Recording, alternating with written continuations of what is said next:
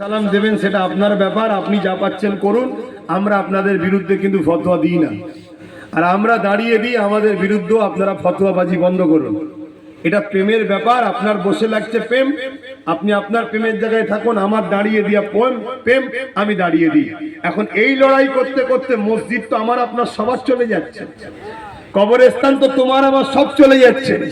আর আজকে যদি এই জালিমদের বিরুদ্ধে লড়াই করতে তোমরা ভয় খাও যে আমার এলাকার গুন্ডা বদমাইশ মস্তান ওরা তো আমাদেরকে ঘেঁষতেই দেয়নি, যদি তোমরা আজকে এদেরকে ভয় করো তাহলে মনে রেখে দিও আগামী দিন যখন মিলিটারি নাবি AK-47 নিয়ে আসবে তখন কি করবে? হ্যাঁ, সংগঠিত ঐক্যবদ্ধ হও, তৈরি হও। তোমার গণতান্ত্রিক অধিকারকে যদি কেউ কেড়ে নিতে চায়, দেশ তোমাকে রাইট দিয়েছে, ভালো মতো আচ্ছা মধ্যম হরহরে স্টিম জার্মানি কুকটা খাইয়ে একেবারে ছেড়ে দেবে। কথা বুঝে আসছে না? না, এখনো তবুও তুমি সংগঠিত হলে পারবে, তোমরা এক হয়ে থাকলে পারবে। কিন্তু কালকে যদি তোমাকে ওপর থেকে একদম উচ্ছেদ করতে আসে তখন কি করবে? হ্যাঁ, এগুলো ভাবো। আর এই দাঁড়ানো বসালে নিজেদের মধ্যে ঝগড়া বন্ধ করো। যে যার সিলসিলা, যে যার জামাত, যার যেটা আছে তাল নিয়ে থাকবে যাও। আমরা দাদা হুজুর নিয়ে আছি, আমরা দাদা হুজুর নিয়ে থাকবো, কিন্তু দিনের শেষে মসজিদকে বাঁচাবার জন্য সবাইকে ঐক্য হওয়া দরকার আছে না? না, এটা বুঝুন। আসেন আরো একবার সালাম বলিয়া নবী সালাম ইয়া রাসূল সালাম ইয়া হাবিব সালাম সালাওয়াতুল্লাহ। সকলে বসেন, কারণ নামাজের ব্যাপার আছে, সকলে বসেন। আর একটু এই কথাটা বলে দিই, এক্ষুনি দোয়া করে দেবো। কি বলবো না, দোয়া করে দেবো। হ্যাঁ, ঠিক বলছেন? তাহলে দরুদ শরীফ আল্লাহুম্মা সাল্লি আলা।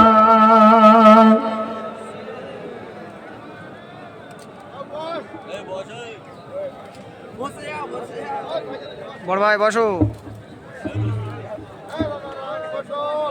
বাপজানেরা, আর একটা ছোট্ট কথা, ছেলেরা যাচ্ছে, সংগঠনের জলসা কমিটির ছেলেরা যাচ্ছে, যার যা খুশি একটু মাহফিলের শরীক হওয়া দরকার আছে না? নাই, গরিব হয়ে যাবেন, যার যা খুশি একটু দেন। দরুদ শরীফ আল্লাহুম্মা সাল্লি আলা সাইয়্যিদিনা।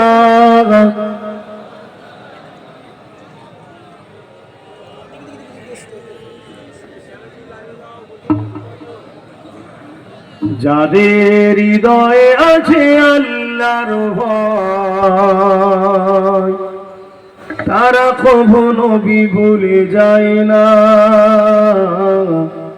আল্লাহ প্রেম ছাড়া এই দুনিয়ায় কারো কাছে কোনো কিছু চাই না। যাদের হৃদয়ে আছে আল্লাহর ভয়, তারা কখনো নবী ভুলে যায় না। আল্লাহ প্রেম ছাড়া এই দুনিয়ায় কারো কাছে কোনো কিছু চাই না। রাতের আধারে যার সিজদাতে রয়, দু চোখের আঁসুতে নদী যেন বয়। রাতের আধারে যার সিজদাতে রয়, দু চোখের আঁসুতে নদী যেন বয়। ছলনার ঘাছানি যতই আসো, ছলনার ঘাছানি যতই আসো, পিছনে ফিরো তাকায় না। যাদের হৃদয়ে আছে আল্লাহর ভয়, তারা কখনো নবী ভুলে যায় না। আল্লাহ প্রেম ছাড়া এই দুনিয়ায় কারো কাছে কোনো কিছু চাই না।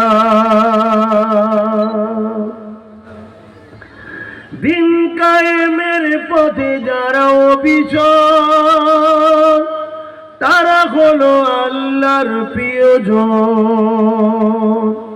দিন কায়েমের পথে যারা অবিচল, তারা হলো আল্লাহর প্রিয়জন।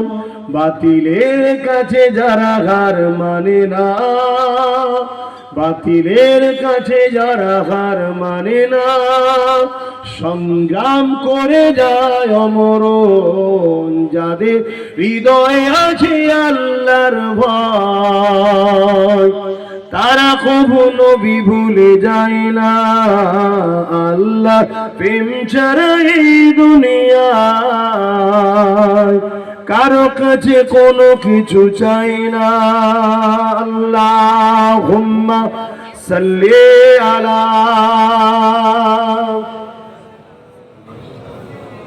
ছেলেরা গেছে, হাত লম্বা করে করে দাও, যার যা খুশি দাও। এই বীজখানটায় কেউ আসো ভাই, এবার কথাটা খেয়াল করুন, মন দিয়ে শুনছেন তো? তাহলে একটা হাদিস বললাম, রসুল বললেন জালিম জানার পরও কেউ যদি তাকে সাপোর্ট করে, তার ইসলাম থেকে জোরে বলুন বেরিয়ে যাবে। খারিজ মিশকাত শরীফের হাদিস। আরেকটা কথা মুসলিম শরীফের হাদিসে, আপনারা শুনছেন তো নাকি? মুসলিম শরীফের হাদিস। আপনাদের বাঁচাতে চাইছি তো নাকি? দুনিয়াতেও যাতে ইজ্জতের সঙ্গে বাঁচেন, তাই আমার ছোট ভাইটাকে আপনাদের জন্য রাস্তায় নামিয়ে দিই। নাই সেও তো আমাদের মতো এসে জলসা করতে পারত কি? আজকে দিন রাত থেকে রাস্তায় হাজারো সমস্যার সম্মুখীন হতে হচ্ছে। কেন না বলো? আপনাদের জন্য। খুব মন দিয়ে শোনেন। আর আখেরাতে বাঁচতে গেলে বাপ ঈমান লাগবে, ঈমান। আল্লাহ নবী বললেন ৭৩টা দল হবে আমার উম্মতের মধ্যে, ৭২টা দল জাহান্নামে যাবে। ৭২ দলে নামাজ থাকবে না থাকবে না, রোজা থাকবে না থাকবে না, তারপরেও জাহান্নামে যাবে না যাবে না। কেন? ঈমান না থাকার দরুন জাহান্নামে চলে যাবে। আল্লাহ নবী বলছেন, আল্লাহ নবী বললেন, ভাই শুনছেন তো? দেখেন তাহলে বলবো না, নবীর হাদিস বলবো, শুনবেন না বিয়াদবি হবে। আল্লাহ রসুল বলছেন, মুসলিম শরীফের হাদিস। কোথাকার হাদিস? মুসলিম শরীফের। এখানে অনেক আলেম ওলামা মুফতি মৌলানা আছে, ভুল বললে হুজুরকে ডাইরেক্ট শিখিয়ে দেবেন। নবীর হাদিস বলছি, কিন্তু চলে যাবার পরে যেন বলবেন না হুজুর ভুল বলেছে, এটা খারাপ জিনিস। আমি মানুষ, আমি ছাত্র, ভুল হলে শিখিয়ে দেবেন, আমি সত্যটা জেনে নেব। মুসলিম শরীফের হাদিস। আল্লাহ নবী বললেন, অন্যায় দেখলে হাত দিয়ে রুখে দাও। আছে না নাই? উলামা ভাইরা বলেন আছে তো নাকি? শুনছো যুবকরা? কার কথা বলছি? রাসূলুল্লাহ। এই হাদিস অস্বীকার করলে ঈমান থাকে? এই হাদিস কবক অস্বীকার করলে ঈমান থাকে? আল্লাহ নবী বলছেন, অন্যায় দেখলে হাত দিয়ে রুখে দাও। যদি হাত দিয়ে রুখতে না পারো, মুখ দিয়ে অন্যায়ের প্রতিবাদ করো। যদি অন্যায়ের প্রতিবাদ করারও ক্ষমতা তোমার না থাকে, অন্তর থেকে ঘৃণা করে দূরে সরে যাও। অর্থাৎ অন্যায় দেখলে তিনটে বৈশিষ্ট্যের মধ্যে একটা বৈশিষ্ট্য নমুনা যেন তোমার মধ্যে থাকে। যদি থাকে তাহলে ঈমান আছে, যদি না থাকে ঈমান নাই। নাম্বার 1, অন্যায় দেখেছে হাত দিয়ে রোখো। হাত দিয়ে রুখতে পারে না, মুখ দিয়ে প্রতিবাদ করো। মুখ দিয়ে প্রতিবাদ করতে পারে না, অন্তর থেকে ঘৃণা করে দূরে সরে যাও। তারও ঈমান আছে, কিন্তু ঈমানটা হলো দুর্বল। তাহলে প্রথম ঈমান কি? হাত দিয়ে রুখা। যদি হাতে রুখতে না পারো, মুখ দিয়ে প্রতিবাদ। যদি মুখ দিয়ে প্রতিবাদ করতে না পারো, অন্তর থেকে ঘৃণা করো। তাহলে অন্যায় দেখে এই তিনটের মধ্যে কোনোটা যদি না থাকে, তার মধ্যে ঈমান জোরে বলো নেই। অর্থাৎ অন্যায় দেখেছে, কেউ হাত দিয়ে রুখেছে, সে এই ক্যাটাগরির ঈমানদার। হাত দিয়ে রুখতে পারেনি, মুখ দিয়ে প্রতিবাদ করেছে, দ্বিতীয় স্তরের ঈমানদার। যদি মুখ দিয়ে প্রতিবাদ করতে নাও পারে, অন্তর থেকে ঘৃণা করে দূরে সরে গেছে, তারও ঈমান আছে, কিন্তু সে দুর্বল ঈমান। আমার মা বোনগুলো শুনছে তো নাকি? মন দিয়ে শোনো আম্মা বোনেরা, বাপ ভাইরা, বাঁচাতে চাইছি। আল্লাহ ছাড়া আমাদের কেউ নেই, এটা জেহেনের মধ্যে ঢুকিয়ে নাও। আর আল্লাহ যদি আমাদের হয়, বদরে 313 জন তো লাভ বিজয় আমরাই করেছি। জোরে বলুন সুবহানাল্লাহ।